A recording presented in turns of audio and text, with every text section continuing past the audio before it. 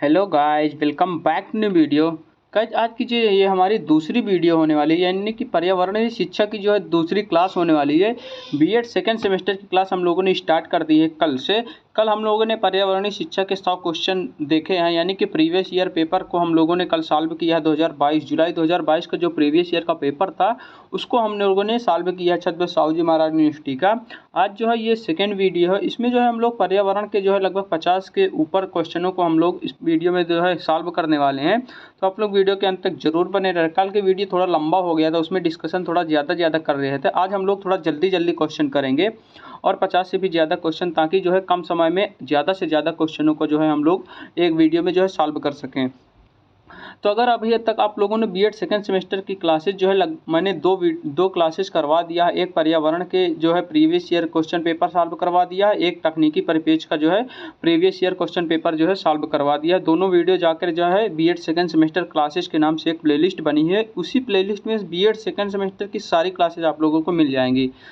मैंने जो है पर्यावरण शिक्षा और तकनीकी की जो है आप लोगों से वादा किया है, तो एग्ज़ाम के पहले 10 दिन लगभग बचा है एग्ज़ाम का, तो उसके पहले लगभग आप लोगों को ढेर सारे क्वेश्चन, 1000 क्वेश्चन के आसपास आप लोगों को मैं प्रोवाइड करवा दूंगा। तो आइए हम लोग देरी न करते हुए सीधे जो है क्वेश्चन पर चलते हैं, क्योंकि वीडियो जो है थोड़ा सा लंबा हो जाता है, इसीलिए हम सीधे क्वेश्चन पर आते हैं। यहाँ पे जो है स्टार्ट करते हैं हम लोग। पहला क्वेश्चन है कि अनुदेशन तकनीकी को विकसित करने का श्रेय किसको जाता है। जो अनुदेशन तकनीकी है उसको विकसित करना या फिर उसको जो है किसने दिया था, तो इसमें जो है चार यहाँ पे वैज्ञानिक, यहाँ पे ब्रूनर, ग्लेजर, आशुबेल और स्किनर, ये चारों जो है मनोवैज्ञानिकों को जो है अनुदेशन तकनीकी को जो है विकसित करने का श्रेय इन चारों को जाता है। तो ऑप्शन नंबर ए इसका राइट आंसर हो जाएगा। उसके बाद अनुदेशन का तात्पर्य क्या होता है। अनुदेशन का तात्पर्य होता है कि सूचनाएं प्रदान करना। अनुदेशन का मतलब ही सूचना से होता है, तो अनुदेशन का तात्पर्य होता है सूचनाएं प्रदान करना। अगला क्वेश्चन है हमारा कि व्यवहार तकनीकी का आधार होता है। व्यवहार तकनीकी का आधार जो है मनोवैज्ञानिक होता है, यानी कि जो व्यवहार तकनीकी का आधार होता है वो जो है मनोवैज्ञानिक होता है, तो ए इसका राइट आंसर हो जाएगा। अगला क्वेश्चन है हमारा कि शिक्षण तकनीकी का आधार होता है।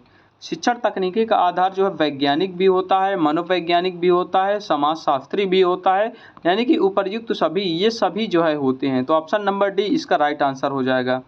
अगला क्वेश्चन है हमारा कि अनुदेशन तकनीकी का आधार होता है मनोवैज्ञानिक, वैज्ञानिक या फिर मनोवैज्ञानिक वैज्ञानिक, ए और बी दोनों। तो ये जो है अनुदेशन तकनीक का जो आधार है मनोवैज्ञानिक वैज्ञानिक दोनों होता है, तो ऑप्शन नंबर सी इसका राइट आंसर हो जाएगा। उसके बाद अगला क्वेश्चन है कि व्यवहार तकनीकी का उदाहरण है। व्यवहार तकनीकी का उदाहरण निम्न में से कौन सा है। इसमें है जो है कि सूक्ष्म शिक्षण, लघु शिक्षण, अंतःक्रिया विश्लेषण, ये जो है सभी हैं, यानी कि जो व्यवहार तकनीकी के जो उदाहरण है ये सभी हैं। सूक्ष्म शिक्षण भी है, लघु शिक्षण भी है, अंतःक्रिया विश्लेषण भी है, यानी कि ये सभी जो है उसमें व्यवहार तकनीकी के अंतर्गत जो है आते हैं। अगला क्वेश्चन है हमारा कि शिक्षण तकनीकी द्वारा शिक्षण किया जाता है, यानी कि शिक्षण तकनीकी द्वारा शिक्षण किया जाता है स्मृति स्तर, चिंतन स्तर, बोध स्तर या फिर इन तीनों स्तर पर। तो आंसर हमारा इन तीनों स्तर पर हो जाएगा, यानी कि जो शिक्षण तकनीकी है वो जो है स्मृति स्तर पर भी किया जाता है, चिंतन स्तर पर भी किया जाता है और बोध स्तर पर भी किया जाता है, तो ऑप्शन नंबर डी जो है इसका राइट आंसर हो जाएगा। उसके बाद अगला क्वेश्चन है कि अनुदेशन तकनीकी का उदाहरण है खुला विद्यालय, विश्वविद्यालय, स्वतः शिक्षा, रेखीय एवं शाखीय अभिक्रम या फिर ये सभी। तो ये सभी इसका राइट आंसर हो जाएगा। जो अनुदेशन तकनीकी का उदाहरण है वो जो है खुला विश्वविद्यालय भी है, स्वतः शिक्षा भी है, रेखीय एवं शाखीय अभिक्रम भी है, तो ये सभी इसका जो है राइट आंसर हो जाएगा। अगला क्वेश्चन है कि अनुदेशात्मक प्रारूप को कहते हैं। अनुदेशात्मक प्रारूप को क्या कहते हैं। प्रशिक्षण तकनीकी, प्रणाली विश्लेषण, पृष्ठपोषण सिद्धांत। तो जो अनुदेशात्मक प्रारूप है वो जो है ये सभी होते हैं, यानी कि प्रशिक्षण तकनीकी भी है, पृष्ठपोषण सिद्धांत भी है, प्रणाली विश्लेषण भी है, तो ये सभी जो है इसका राइट आंसर हो जाएगा। अगला क्वेश्चन है कि अंतःक्रिया अवस्था के अंतर्गत आता है शिक्षण का संगठन, शिक्षण का मार्गदर्शन या फिर ये दोनों। तो जो अंतःक्रिया अवस्था में जो है शिक्षण का संगठन और शिक्षण का मार्गदर्शन दोनों आता है, तो ऑप्शन नंबर सी जो है इसका राइट आंसर हो जाएगा। अगला क्वेश्चन है कि उत्तर क्रिया अवस्था के अंतर्गत आता है शिक्षण का नियोजन, शिक्षण का संगठन, शिक्षण का नियंत्रण या फिर शिक्षण का मार्गदर्शन। तो जो उत्तर क्रिया अवस्था के अंतर्गत शिक्षण का नियंत्रण आता है। तो ऑप्शन नंबर सी जो है इसका राइट आंसर हो जाएगा। अगला क्वेश्चन है, क्वेश्चन नंबर 12 है हमारा कि अनुदेशन द्वारा उद्देश्य की प्राप्ति होती है। अनुदेशन द्वारा उद्देश्य की प्राप्ति होती है, भावात्मक उद्देश्यों की प्राप्ति होती है, ज्ञानात्मक उद्देश्यों की प्राप्ति होती है, या फिर क्रियात्मक उद्देश्यों की प्राप्ति होती है। तो जो अनुदेशन द्वारा ये जो है तीनों उद्देश्यों की प्राप्ति होती है, यानी कि भावात्मक, क्रियात्मक और ज्ञानात्मक तीनों उद्देश्यों की प्राप्ति होती है। तो डी जो है इसका राइट आंसर हो जाएगा। अगला क्वेश्चन है कि नीतियाँ शिक्षण की व्यापक विधियाँ हैं। स्किनर का, ब्राइमोर का, डेविस का या फिर गुल्फोर्ड का, यानी कि ये कथन किसका है कि नीतियाँ जो है शिक्षण की व्यापक विधियाँ होती हैं। तो ये जो है कथन जो है डेविस का है, यानी कि डेविस जो है इसका राइट आंसर हो जाएगा। अगला क्वेश्चन है हमारा, प्रोजेक्ट विधि के जन्मदाता कौन है। प्रोजेक्ट विधि के जन्मदाता जो है W.H. किलपैट्रिक को माना जाता है, यानी कि प्रोजेक्ट विधि को जन्मदाता किलपैट्रिक को माना जाता है। इसको आप लोग ध्यान रखना, ये इंपॉर्टेंट क्वेश्चन है। अगला क्वेश्चन नंबर 15 है कि प्रोजेक्ट वह सहृदय उद्देश्यपूर्ण कार्य है जो सामाजिक वातावरण में पूर्ण संलग्नता से किया जाता है। यह परिभाषा किसने दिया था। तो यह परिभाषा जो है किलपैट्रिक ने दिया था। प्रोफेसर जो किलपैट्रिक है उन्होंने कहा था कि प्रोजेक्ट वह सहृदय उद्देश्यपूर्ण कार्य है जो है सामाजिक वातावरण में पूर्ण संलग्नता से किया जाता है। वो जो है किलपैट्रिक महोदय का यह कथन है। अगला है हमारा कि प्रोजेक्ट एक समस्या मूलक कार्य है जो अपनी स्वाभाविक परिस्थितियों के अंतर्गत पूर्णता को प्राप्त करता है। यह परिभाषा किसने दिया था। तो ये परिभाषा जो है स्टीवेंसन ने दिया था। प्रोफेसर स्टीवेंसन ने जो है इस परिभाषा को दिया था।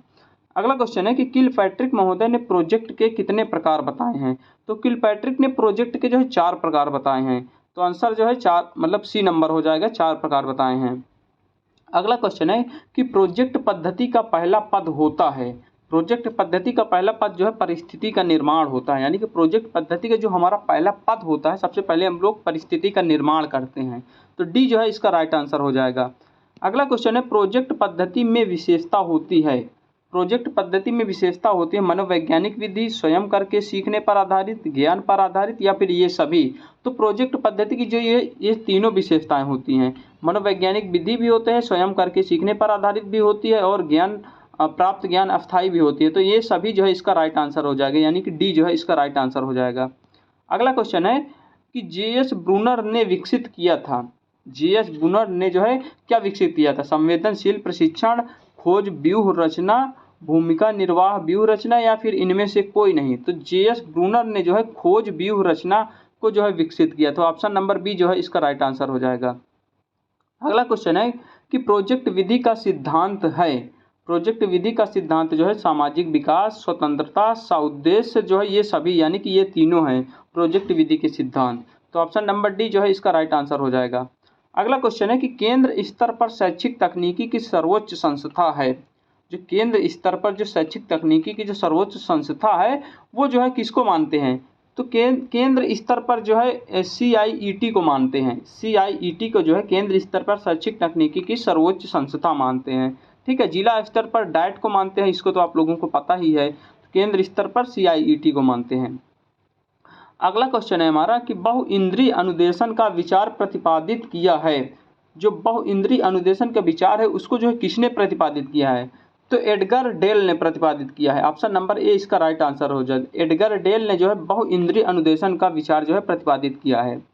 अगला क्वेश्चन है कि उपग्रह अनुदेशनात्मक दूरदर्शन प्रयोग प्रारंभ में कितने राज्यों में किया गया था। जो उपग्रह अनुदेशनात्मक दूरदर्शन प्रयोग है प्रारंभ में कितने राज्यों में किया गया। तो प्रारंभ में जो है 6 राज्यों में किया गया था। तो सी जो है इसका राइट आंसर हो जाएगा। अगला क्वेश्चन है हमारा कि उपग्रह दूरदर्शन प्रयोग जिसे हम लोग साइट कहते हैं SITE, उपग्रह दूरदर्शन प्रयोग के निर्धारित उद्देश्यों में जो है कौन सा सम्मिलित है। बालकों एवं प्रौढ़ों के लिए प्रयोग, आर्थिक सामाजिक राष्ट्रीय विकास हेतु दूरदर्शन का प्रयोग, ग्रामीण क्षेत्रों के लिए दूरदर्शन का अनुदेशनात्मक प्रणाली के लिए प्रयोग या फिर उपर्युक्त सभी। तो जो उपग्रह दूरदर्शन का प्रयोग है ये जो है सभी इसके अंतर्गत आते हैं, इसके उद्देश्य में ये सभी आ जाएंगे। तो उपर्युक्त सभी जो है इसका राइट आंसर हो जाएगा, डी नंबर। अगला क्वेश्चन है कि व्यवसाय की विशेषता होती है। जो हमारा व्यवसाय होती है उसकी कौन सी विशेषता होती है। तो सामाजिक प्रतिबद्धता, सेवा के लिए फीस, व्यवसायिक आचार संहिता, ये सभी जो है हो जाएगा इसका राइट आंसर। यानी कि जो व्यवसाय की विशेषता होती है, सामाजिक प्रतिबद्धता भी होती है, सेवा के लिए फीस, व्यावसायिक आचार संहिता, ये सभी जो है राइट आंसर हो जाएगा, ऑप्शन नंबर डी। अगला क्वेश्चन है हमारा कि अंतःक्रिया विश्लेषण विधि की सीमा है। अंतःक्रिया विश्लेषण विधि की सीमा है, यह विधि कक्षा की सभी क्रियाओं का विश्लेषण नहीं देती है तथा यह बहुत कठिन एवं महंगी विधि है, ये भी सही है। दूसरा नंबर है कि इस विधि में विद्यार्थी वार्ता पर कम ध्यान दिया जाता है, इसमें जो है 10-10 का मैट्रिक्स बनाने में समय अधिक लगता है, ये भी सही है। यह विधि जो है विषय वस्तु से स्वतंत्र होती है। तो ये जो है तीनों इसका जो है राइट आंसर, यानी कि उपर्युक्त सभी जो है इसका राइट आंसर हो जाएगा। अगला क्वेश्चन है हमारा कि ज्ञानात्मक शैक्षिक उद्देश्यों का वर्गीकरण नामक पुस्तक किसकी रचना है। जो ये पुस्तक है कि ज्ञानात्मक शैक्षिक उद्देश्यों का वर्गीकरण, ये पुस्तक है, ये जो है किसने लिखा था। तो जो है ब्लूम की यह पुस्तक है, यानी कि बीएस ब्लूम की जो है ये पुस्तक है, ज्ञानात्मक शैक्षिक उद्देश्यों का वर्गीकरण ब्लूम जी की पुस्तक है। अगला क्वेश्चन है कि भावात्मक उद्देश्य का संबंध छात्रों के किस गुण से होता है। इसमें रुचियों से भी होता है, संवेगों से भी होता है, मनोवृत्तियों एवं मूल्यों से भी होता है। तो इसका राइट आंसर हो जाएगा इन सभी से होता है। भावात्मक उद्देश्यों का जो संबंध है वो जो है इन सभी से होता है। तो ऑप्शन नंबर डी इसका राइट आंसर हो जाएगा। अगला क्वेश्चन है हमारा कि ईजे सिप्सन ने क्रियात्मक उद्देश्यों को कितने स्तरों में विभाजित किया था। 3 स्तरों में, 5 स्तरों में, 7 स्तरों में, 9 स्तरों में। तो जो है ईजे सिप्सन ने क्रियात्मक उद्देश्यों को जो है 5 स्तरों में विभाजित किया था। तो इसका जो राइट आंसर वो 5 हो जाएगा। अगला क्वेश्चन है हमारा कि बीएस ब्लूम ने जो है भावात्मक पक्ष को विकसित करने के लिए भावात्मक उद्देश्य को कितने भागों में विभाजित किया था। जो बीएस ब्लूम ने जो भावात्मक पक्ष को विकसित करने के लिए जो भावात्मक उद्देश्यों को कितने भागों में बांटा है, तो 6 भागों में बांटा। ये क्वेश्चन फिलहाल अभी पीछे भी आ चुका है शायद, तो इसको आप लोग ध्यान देना। अगला क्वेश्चन है हमारा कि उद्देश्यों को जो है व्यवहारिक शब्दावली में लिखने का लाभ है। उद्देश्यों को व्यवहारिक शब्दावली में लिखने का क्या लाभ होता है। शिक्षण क्रियाओं को सुनिश्चित एवं सीमित करने में सहायता मिलती है, बिल्कुल सही बात है।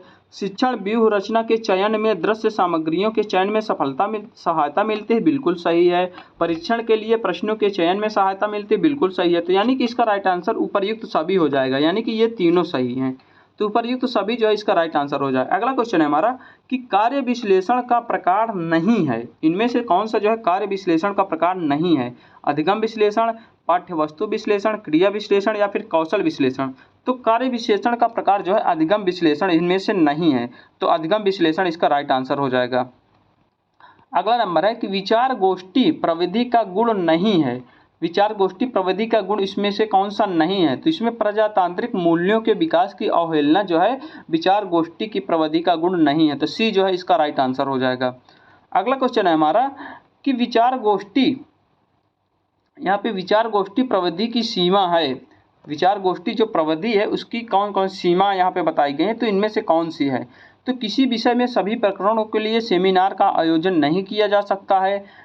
इस प्रविधि को सभी शिक्षा के स्तरों पर प्रयोग नहीं कर सकते हैं। सेमिनार के वाद विवाद काल में ऐसा देखा गया है कि इसमें कुछ ही व्यक्ति भाग लेते हैं और अपना अधिकार स्थापित कर लेते हैं। तो ये जो है, ये जो तीनों दिए हैं, ये जो है तीनों सही है। प्रविधि की सीमाएं जो है तीनों हैं। तो उपर्युक्त सभी जो है इसका राइट आंसर हो जाएगा। अगला क्वेश्चन है कि मानदंड संबंधित परीक्षण का विकास है। जो मानदंड संबंधित परीक्षण का विकास है जो है इसमें स्टाग ने कहा था, यानी कि जो है मानदंड संबंधित परीक्षण का विकास है स्टाग ने इसने कहा था। ठीक है। अगला क्वेश्चन है हमारा कि मानक संदर्भित परीक्षण के संदर्भ में क्या सही है। जो मानक संदर्भित परीक्षण है उसके संदर्भ में निम्नलिखित में से कौन सा सही है। इसका लक्ष्य जो है पाठ्यक्रम संबंधित उपलब्धियों का मापन करता है, बिल्कुल सही बात है।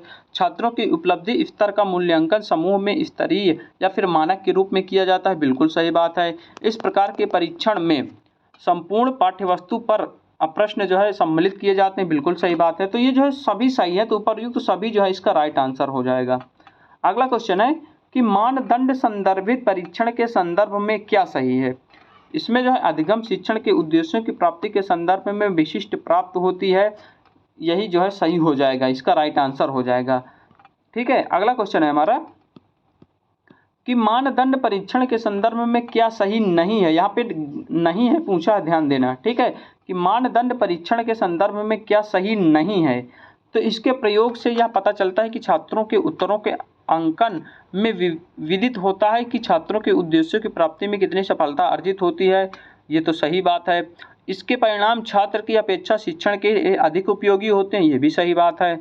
मानदंड परीक्षण के निर्माण में पाठ्य वस्तु को प्राथमिकता दी जाती है, ये गलत है। मानदंड परीक्षण के निर्माण में पाठ्य वस्तु को बिल्कुल भी प्राथमिकता या फिर वरीयता नहीं दी जाती है, तो इसका राइट आंसर सी हो जाएगा। अगला क्वेश्चन है हमारा कि कंप्यूटर सह अनुदेशन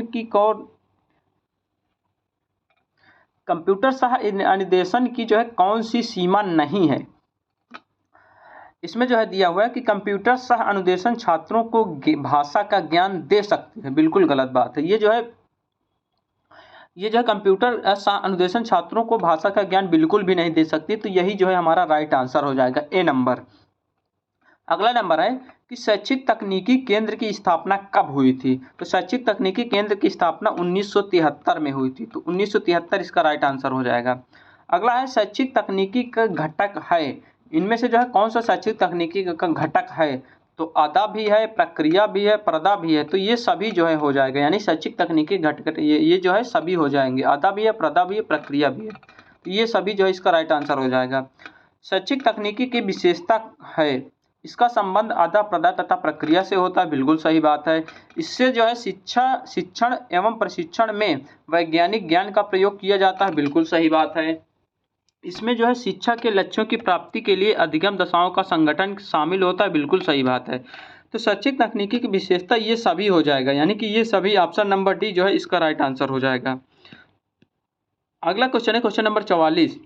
शैक्षिक तकनीकी का प्रकार है, इसमें जो है शैक्षिक तकनीकी या कठोर उपागम, शैक्षिक तकनीकी द्वितीय या फिर मृदुल उपागम, शैक्षिक तकनीकी तृतीय या फिर प्रणाली उपागम, ये जो है सभी इसका राइट आंसर हो जाएगा। यानी कि कठोर उपागम, मृदुल उपागम, प्रणाली उपागम, ये जो है शैक्षिक तकनीकी के प्रकार होते हैं, ठीक है। अगला क्वेश्चन है कि कठोर उपागम का अंग नहीं है, निम्नलिखित में से कठोर उपागम का अंग नहीं है। सीखने के सिद्धांत, ये जो है कठोर उपागम का अंग नहीं है, बाकी ये तीनों टीवी, टेप रिकॉर्डर, कंप्यूटर, ये सभी कठोर उपागम के अंग हैं। अगला क्वेश्चन है हमारा कोमल उपागम का अंग नहीं है, इसमें जो है कोमल उपागम का अंग इनमें से कौन सा नहीं है। तो कंप्यूटर जो है ये जो है कोमल उपागम का अंग नहीं है, बाकी ये जो है तीनों हैं। सीखने के सिद्धांत, पुनर्बलन, विधि, प्रवृत्ति, ये जो है तीनों कोमल उपागम के अंग हैं, कंप्यूटर इसमें नहीं है। अगला क्वेश्चन है कि प्रणाली विश्लेषण का अंग नहीं है। विद्यालय की व्यवस्था, प्रशासन, अनुदेशन की तैयारी एवं प्रभारी, ये तीनों हैं, जबकि कंप्यूटर इसमें भी नहीं है, तो कंप्यूटर इसका राइट आंसर हो जाएगा। अगला क्वेश्चन है क्वेश्चन नंबर 48। क्वेश्चन नंबर 48 में क्या कहा गया है कि शैक्षिक तकनीकी का रूप है, इनमें से कौन सा जो है शैक्षिक तकनीकी का रूप है। अनुदेशनात्मक तकनीकी, शिक्षण तकनीकी, व्यवहार तकनीकी एवं अनुदेशनात्मक प्रारूप, तो ये सभी जो है शैक्षिक तकनीकी के रूप हैं, यानी कि अनुदेशन तकनीकी, शिक्षण तकनीकी, व्यवहार तकनीकी, अनुदेशनात्मक प्रारूप, ये सभी जो है इसका राइट आंसर हो जाएगा। ऑप्शन नंबर डी जो है इसका राइट आंसर हो जाएगा। अगला नंबर 49 नंबर, निम्नलिखित में से कौन सा कथन सही है। अनुदेशनात्मक तकनीकी का अर्थ उन सभी युक्तियों या प्रविधियों से है जो अधिगम के विशिष्ट उद्देश्यों की प्राप्ति हेतु प्रयुक्त होती, बिल्कुल सही बात कह रहा है। BF Skinner, Robert Glaser, Norman एक राइडर, मेगर, गिलबर्ट आदि विद्वानों ने अनुदेशनात्मक तकनीकी के क्षेत्र में महत्वपूर्ण योगदान दिया है, बिल्कुल सही कह रहा है। अगला कि अनुदेशनात्मक तकनीकी शैक्षिक तकनीकी की वह शाखा है जो शिक्षण सामग्री एवं अन्य दृश्य श्रव्य सामग्री के उचित उपयोगों के विषय में दोनों प्रकार की अर्थात सैद्धांतिक और व्यवहारिक सूचनाएं प्रदान करते, बिल्कुल सही बात है। तो इसमें तीनों सही हैं, तो उपर्युक्त सभी जो है इसका राइट आंसर हो जाएगा, यानी कि ऑप्शन नंबर डी जो है इसका सही आंसर हो जाएगा।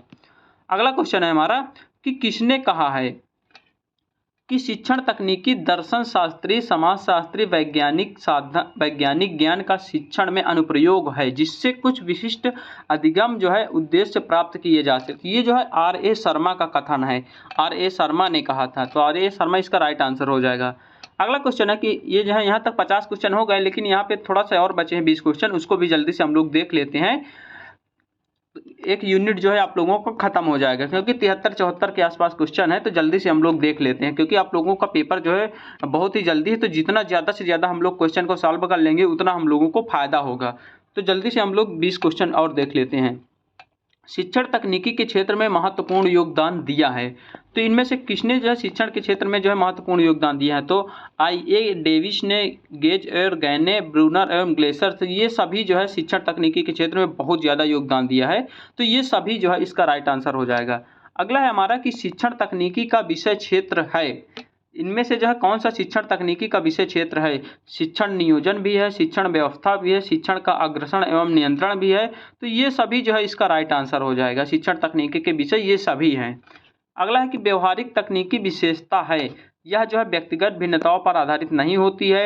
ये बिल्कुल सही बात कह रहा है यहाँ पे, यानी कि व्यवहारिक तकनीकी की विशेषता है कि यह व्यक्तिगत भिन्नताओं पर जो है ध्यान नहीं देती है। इसमें जो है थोड़ा मिसप्रिंट हो गया है, इसमें केवल 2 ही ऑप्शन है, तो इसमें ए जो है इसका राइट आंसर हो जाएगा। अगला क्वेश्चन है हमारा 54 नंबर क्वेश्चन। 54 नंबर क्या कह रहा है कि दृश्य श्रव्य सामग्री है, इनमें से कौन सा जो है दृश्य श्रव्य सामग्री है, यानी कि जिसको देखकर और सुनकर जो है मतलब कि जिससे हम लोगों को ज्ञान प्राप्त होता है, उसको हम लोग दृश्य श्रव्य सामग्री कहते हैं। इसमें चलचित्र भी है, दूरदर्शन भी है, कंप्यूटर भी है। तो जो है ये सभी जो है दृश्य श्रव्य सामग्री के अंतर्गत आते हैं। तो ये सभी जो है इसका राइट आंसर हो जाएगा। अगला क्वेश्चन है हमारा कि कठोर उपागम का उदाहरण नहीं है। इनमें से कौन सा कठोर उपागम का उदाहरण नहीं है? तो चित्र, ग्राफ, चार्ट, मानचित्र, ये जो है कठोर उपागम के उदाहरण नहीं है। बाकी ये रेडियो, कंप्यूटर, टेप रिकॉर्डर, ये सब कठोर उपागम के उदाहरण हैं। तो ए जो है इसका राइट आंसर हो जाएगा। अगला है कि दृश्य श्रव्य का उदाहरण नहीं है, यहाँ पे नहीं है पूछा है, तो यहाँ पे जो है स्लाइड एंड ट्रांसपेरेंसी जो है इसका राइट आंसर हो जाएगा। बाकी ये जो फिल्म है, CCTV, कंप्यूटर, ये सभी जो है दृश्य श्रव्य सामग्री के उदाहरण हैं। अगला क्वेश्चन है हमारा 57 नंबर, किसने कहा था संभवतः पाठ्य पुस्तकें बहुत ही महत्वपूर्ण शैक्षिक उपकरण हैं? ये जो है किसका कथन है कि जो संभवतः पाठ्य पुस्तकें हैं बहुत ही महत्वपूर्ण शैक्षिक उपकरण हैं? तो ये जो है बाओर एंड बर्टन का उदाहरण है, बाओर और बर्टन ने कहा था। अगला क्वेश्चन है हमारा कि लिंग्वा फोन का उपयोग है, इसका प्रयोग शब्दों के उच्चारण सीखने में किया जाता है, इसके द्वारा विदेशी भाषाएं सीखी जाती हैं, कविता पाठ एवं व्याकरण शिक्षण में इसका प्रयोग किया जाता है। तो ये सभी जो है इसका राइट आंसर हो जाएगा। तो डी नंबर इसका राइट आंसर हो जाएगा। अगला क्वेश्चन है हमारा प्रोटोकॉल्स के संदर्भ में क्या सही है? इनमें से जो है कौन सा प्रोटोकॉल के संदर्भ में सही है? प्रोटोकॉल एक प्रकार का कोड है जिसका प्रयोग इंटरनेट के लिए सूचनाओं के लिए आदान प्रदान में किया जाता है। बिल्कुल सही बात है। प्रोटोकॉल जो है दूसरे होस्ट कंप्यूटर को आंकड़े देते हैं तथा उनके आंकड़े लेते भी हैं। बिल्कुल सही बात है।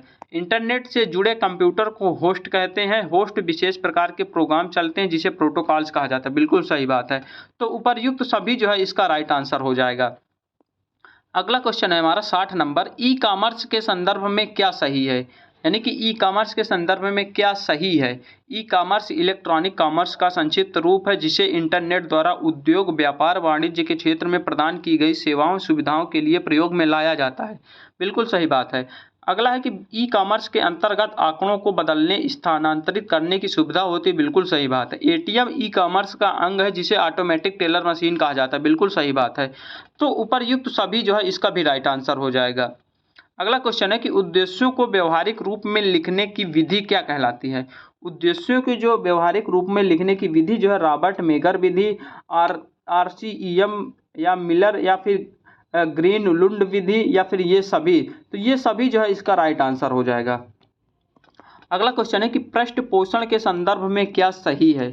पृष्ठ पोषण के संदर्भ में यह भौतिक विज्ञान का शब्द है। बिल्कुल सही बात है। यह प्रतिबंध है जो विद्यार्थियों को उद्देश्य की प्राप्ति आकर्षित करता है। बिल्कुल सही बात है। सूक्ष्म शिक्षण, अनुकरणीय शिक्षण तथा अंतःक्रिया विश्लेषण आदि पृष्ठपोषण के सिद्धांत पर आधारित होती है। ये भी सही है। तो उपर्युक्त सभी जो है इसका राइट आंसर हो जाएगा। ऑप्शन नंबर डी जो है इसका राइट आंसर हो जाएगा। अगला क्वेश्चन है कि किसने कहा है कि पुनर्बलन एक प्रकार का पारितोषिक है? यानी कि यह कथन किसका है कि पुनर्बलन जो है एक प्रकार का पारितोषिक है? तो जो है हर्ल महोदय ने कहा था कि पुनर्बलन एक प्रकार का पारितोषिक जो है प्रक्रिया है। तो हर्ल जो है ऑप्शन नंबर सी जो है इसका राइट आंसर हो जाएगा। अगला नंबर है 64 नंबर, निम्न में क्या सही है? निम्न में से कौन सा सही है? अन्वेषण विधि के प्रतिपादक आर्मस्ट्रांग है। बिल्कुल सही बात है। इकाई योजना के प्रतिपादक HD मॉरिसन है। बिल्कुल सही बात है। योजना विधि के प्रतिपादक जो है किलपैट्रिक है। बिल्कुल सही बात है। तो उपर्युक्त सभी जो है इसका राइट आंसर हो जाएगा। डाल्टन विधि के प्रतिपादक कौन है? डाल्टन विधि के प्रतिपादक जो है कुमारी हेलेन पार्क्स-हर्ट हैं। जो डाल्टन विधि है वो जो कुमारी हेलेन पार्क्स-हर्ट है इसके प्रतिपादक है। तो ऑप्शन नंबर सी जो है इसका राइट आंसर हो जाएगा। मस्तिष्क उत्प्लवन या फिर मंथन के विधि के जो प्रतिपादक कौन है, यानी कि ब्रेन स्टॉर्मिंग जिसे हम लोग कहते हैं, उसके प्रतिपादक कौन है? तो एलेक्स ओसबर्न जो है मस्तिष्क उद्वेलन विधि के जो है प्रतिपादक हैं। तो ए इसका राइट आंसर हो जाएगा। अगला क्वेश्चन है हमारा, आभासी कक्षा वातावरण प्रदान करने के लिए निम्नलिखित में से कौन सा उपकरण सहयोग उपकरण है? आभासी कक्षा वातावरण को प्रदान करने के लिए इनमें से कौन सा जो है सहयोगी उपकरण है? तो ए व्यू जो है इसका सहयोगी उपकरण है। तो सी जो है इसका राइट आंसर हो जाएगा। अगला क्वेश्चन है कि आभासी कक्षा वातावरण प्रदान करने के लिए निम्नलिखित में से कौन सा उपकरण एक सहयोगी उपकरण है? तो ये सेम क्वेश्चन यहाँ पे रिपीट हो गया है, तो इसका ए व्यू जो है राइट आंसर हो जाएगा। अगला क्वेश्चन है कि ई लर्निंग में शामिल है, जो इलेक्ट्रॉनिक लर्निंग होता है यानी कि ऑनलाइन लर्निंग जो होता है उसमें से कौन सा शामिल है? तो इसमें जो है यहाँ पे थोड़ा ध्यान देना। कंप्यूटर आधारित निर्देशक यानी कि सीबीआई, कंप्यूटर आधारित प्रशिक्षण सीबीटी, इंटरनेट आधारित प्रशिक्षण जिसे आईबीटी, वेब आधारित प्रशिक्षण जिसे डब्ल्यूबीटी, कंप्यूटर आधारित मूल्यांकन या फिर दूरस्थ शिक्षा। तो इसमें ध्यान देना, ये जो है सभी इसमें आ जाएगा, यानी कि A B C D E ये सारे चीज़ जो है ई लर्निंग में शामिल होते हैं। जितने भी इसमें दिए हुए हैं सब के सब जो है ई लर्निंग में शामिल होते हैं। तो इसका नंबर जो है राइट आंसर हो जाएगा। कक्षा में दिया गया गृह कार्य होता है, चुनौतीपूर्ण होता है, बिल्कुल सही बात। उद्देश्यपूर्ण होता है, बिल्कुल सही बात। व्यक्तिगत भिन्नता पर आधारित होता है, बिल्कुल सही बात है। तो ये सभी जो है इसका राइट आंसर हो जाएगा। ऑप्शन नंबर डी जो है इसका राइट आंसर हो जाएगा। अगला क्वेश्चन है, यहाँ पे 3 क्वेश्चन केवल बचे हुए हैं, जल्दी से देख लेते हैं इसको हम लोग। अनुदेशन प्रारूप तकनीकी में प्रयुक्त शब्द साइबरनेटिक्स ग्रीक भाषा के काइबरनेटिक्स से बना है, जिसका अभिप्राय होता है प्रशासक, अदा, पायलट। तो इसका जो है प्रशासक और पायलट इसका जो है राइट आंसर हो जाएगा, यानी कि ए और सी जो है इसका राइट आंसर हो जाएगा। अदा इसमें बिल्कुल भी नहीं आता है, तो अदा को आप लोग काट देना, ठीक है। प्रशासक और पायलट जो है इसका राइट आंसर हो जाएगा। अगला क्वेश्चन है हमारा, उद्देश्यों को व्यवहारिक रूप में लिखने की विधि को प्रतिपादित किया था। तो मेगर ने प्रतिपादित किया, जो उद्देश्यों के व्यवहारिक रूप में लिखने की विधि जो मेगर ने दिया था। तो मेगर इसका राइट आंसर हो जाएगा। अगला और लास्ट क्वेश्चन है हमारा कि कोमल शिल्प उपागम संबंधित होता है। जो कोमल शिल्प उपागम है वो जो है किससे संबंधित होता है? दूरदर्शन से, कंप्यूटर से या फिर टेप रिकॉर्डर से, या फिर इनमें से कोई नहीं? तो इनमें से कोई नहीं आंसर हो जाएगा। इनमें से जो है कोई भी नहीं है जो कोमल शिल्प उपागम से संबंधित होता है। तो डी नंबर इसका राइट आंसर हो जाएगा। तो ये रही जो है इसमें जो है टोटल 73 क्वेश्चनों का संग्रह हम लोगों ने देखा है। तो कैसी लगी क्लास? अगर वीडियो अच्छी लगी तो वीडियो को लाइक करें, कमेंट करें, शेयर करें, और अभी तक चैनल को सब्सक्राइब नहीं किया तो प्लीज़ चैनल को सब्सक्राइब जरूर कर लें, अपने दोस्तों के साथ जरूर शेयर करें। ये जो है बीएड सेकंड सेमेस्टर की क्लासेज हम लोगों ने डेली जो है सुबह शाम जो है सुबह जो है टेक्नोलॉजी की क्लास होती है और शाम को जो है पर्यावरण की क्लास होती है। तो आप लोग डेली जो है मेरी क्लासेज को आप लोग देखते रहना, आपको निश्चित ही मदद मिलने वाली है। आप लोगों के एग्जाम के पहले तक मैं ढेर सारे क्वेश्चन आप लोगों को कवर करवा दूंगा। तो चलिए मिलते हैं एक नई वीडियो के साथ, तब तक के लिए बाय बाय, टेक केयर।